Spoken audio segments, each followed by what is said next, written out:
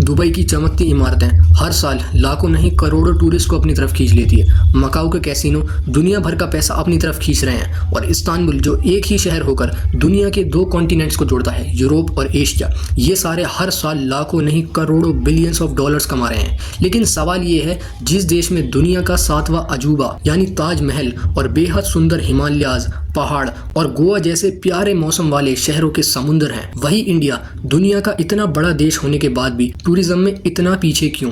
क्या इसमें भी अमेरिकन और वेस्टर्न प्रोपेगेंडा है या हमारी ही एक ऐसी गलती है जिसे हम डेली कर करके टूरिस्ट को खुद भगा रहे हैं? दोस्तों, रिसर्च स्टेशन में आपका एक बार फिर से स्वागत है। देखो, दुनिया के सबसे तेज बढ़ते टूरिज्म शहरों में दुबई, मकाओ और इस्तांबुल जैसे नाम शामिल हैं। यहाँ सिर्फ लोग आते ही नहीं हैं, बल्कि आकर पैसे खर्च करते हैं और फुल एक्सपीरियंस लेते हैं और फिर जाकर अपनी इंस्टाग्राम स्टोरी, व्हाट्सएप स्टेटस और भी इंटरनेट प्लेटफॉर्म पर अपनी मस्ती के फोटोज, वीडियोज अपलोड करते हैं, जिन्हें उनके रिलेटिव्स देखते हैं, फॉलोअर्स देखते हैं और भी दुनिया देखती है। और साथ ही उनसे जुड़े हजारों, लाखों और फेमस इन्फ्लुएंसर्स के करोड़ों फॉलोअर्स भी देखते हैं और जिनसे वो भी इन्फ्लुएंस होकर यहाँ आना पसंद करते हैं। सबसे इंपॉर्टेंट, वो डिपेंड करता है देश के इंफ्रास्ट्रक्चर पर इसको हम बाद में समझेंगे, लेकिन पहले समझते हैं असल वजह। एक एग्जांपल लेते हैं टर्की, जहां 55 से 60 मिलियन टूरिस्ट हर साल आते हैं और यहां सबसे ज्यादा आने वाले होते हैं रशियंस। जी हाँ, रशियंस। और 2025 में रशिया की पॉपुलेशन थी 145 मिलियन, मतलब 14 करोड़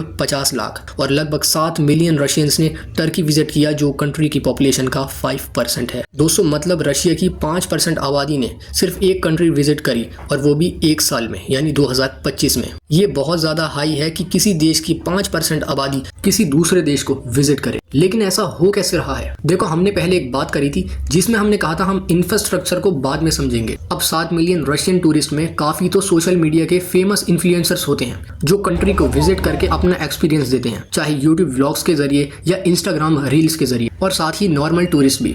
अब तो बिल्कुल नॉर्मल है कि हर कोई सोशल मीडिया पर अपनी फोटोज, वीडियोज जरूर डालता है और वहीं सोशल मीडिया पर वो अपना एक्सपीरियंस शेयर करते हैं, जो कि मोस्टली लोगों को बहुत पसंद आता है और इसी चेन से उनका टूरिज्म हर साल बढ़ता है। लेकिन दोस्तों, क्या आपने देखा, मोस्टली लोगों को उनका एक्सपीरियंस पसंद आता है, पर क्यों पसंद आता है? अब इसकी कोई एक सिंगल वजह है ही नहीं। देखो, जब टूरिस्ट किसी देश को विजिट करते हैं तो उन्हें वहां ज्यादा पैसे खर्च करने में भी कोई तकलीफ नहीं होती, क्योंकि उन्हें एकदम साफ सुथरी सड़कें मिलती हैं और हिस्टोरिकल आर्किटेक्चर मिलता है और साथ ही मेंटेनेंस वाला ट्रैफिक, जिसमें कोई किसी की गाड़ी नहीं तोड़ता, सब रूल्स फॉलो करते हैं और साथ ही लोगों को अच्छा व्यवहार मिलता है, तो उनके सारे पैसे वसूल हो जाते हैं। अब दूसरी तरफ हमारा इंडिया, जहां दुनिया का 7वां अजूबा है, यानी ताजमहल, साथ ही इतना रिच इतिहास। जो रेगिस्तान दुबई में है, वही रेगिस्तान हमारे राजस्थान में भी है। जिस स्विट्जरलैंड के नेचर को देखने के लिए लोग लाखों खर्च कर देते हैं, वही हमारे कश्मीर में भी है। इतना सब होने के बाद भी हम उनके जितने 20% भी टूरिस्ट को अट्रैक्ट नहीं कर पा रहे। जितने टूरिस्ट पेरिस के आईफिल टावर या इस्तांबुल के ग्लाटा टावर पर दिखते हैं,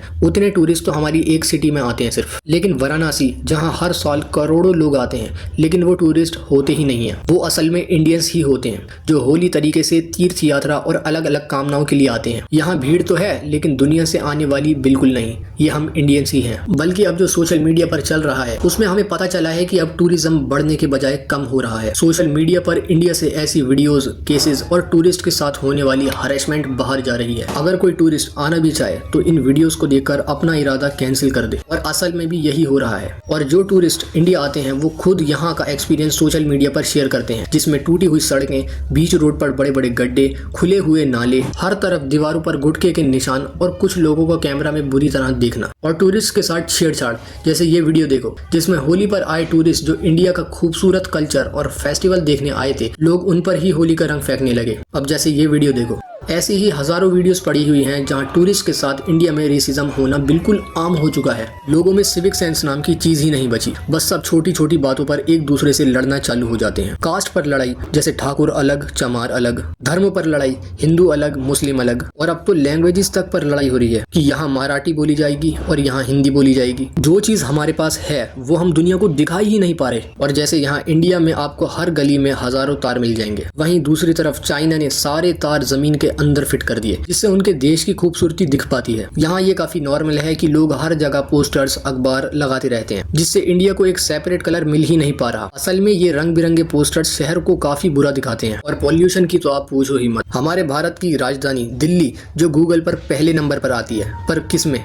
पॉल्यूशन में। जिस दिल्ली को टूरिज्म में तरक्की करनी चाहिए थी वो पॉल्यूशन में तरक्की कर रही है। लोग हर जगह बिना वजह पॉल्यूशन फैलाने वाली चीजों का इस्तेमाल कर रहे हैं। इसमें गलती है सरकार की। नीदरलैंड्स, चाइना, फ्रांस और कई देशों ने अपने देश से पॉल्यूशन खत्म करने के लिए साइकिल्स प्रमोट करी हैं। साथ ही पेट्रोल भी जानकर महंगा किया था जिस टाइम उन्होंने साइकिल सिस्टम शुरू करा था, जिससे काफी लोग ना चाहकर भी साइकिल यूज करने लगे और फिर धीरे धीरे उनकी आदत बन गई, जिससे उनकी सेहत भी काफी अच्छी हुई। फिर पॉल्यूशन खत्म होने लगा। इसलिए आज चाइना और इंडिया के इतने पास होने के बाद भी उनके पॉल्यूशन में जमीन और आसमान का फर्क है। दुबई ने एक रेगिस्तान को दुनिया के सबसे बड़े टूरिज्म हब में से एक बना दिया और इंडिया, जहाँ के आसाम जैसे खूबसूरत नेचर वाले शहर होने के बावजूद हम टूरिज्म की दुनिया में बहुत ज्यादा पीछे हैं। यहाँ कमी खूबसूरती की नहीं है, यहाँ कमी है उसे दुनिया तक पहुँचाने की, जो अब पहुँचाना बहुत मुश्किल हो गया है क्योंकि लोग इंडिया को सिर्फ खराब करने में तुले हुए हैं। अगर हम ये सारी कमियां देखते हुए भी इग्नोर कर रहे हैं तो बस इंडिया हमेशा ऐसे ही बदनाम होता रहेगा। लेकिन लोगों में अब भी सिविक सेंस आ जाए तो इंडिया भी इन देशों की तरह तरक्की करने लगेगा और ये टूरिज्म इन देशों की जीडीपी में बहुत बड़ा रोल निभाता है। जैसे मकाऊ देश की जीडीपी में उसके टूरिज्म से 70% से भी ज्यादा पैसा आता है। ऐसे ही मालदीव्स का 37%, फ्रांस का 10% और टर्की का 12%। तो दोस्तों, आपको क्या लगता है इंडिया की आने वाली जनरेशन अब सिविक सेंस यूज करेगी या ये भी पुराने सोच के लोगों की तरह सिर्फ लड़ाई और झगड़ों में ही रहेंगे और इंडिया बस पीछे ही जाता रहेगा, या लोग अब सुधर रहे हैं? दोस्तों, यहाँ मैं नई जनरेशन की बात कर रहा हूँ। एक बार अपनी राय जरूर शेयर करना, मैं सबकी राय देखना चाहता हूँ। अगर वीडियो इन्फॉर्मेटिव लगी तो ऐसी ही और वीडियोस के लिए सब्सक्राइब जरूर करें। Take care.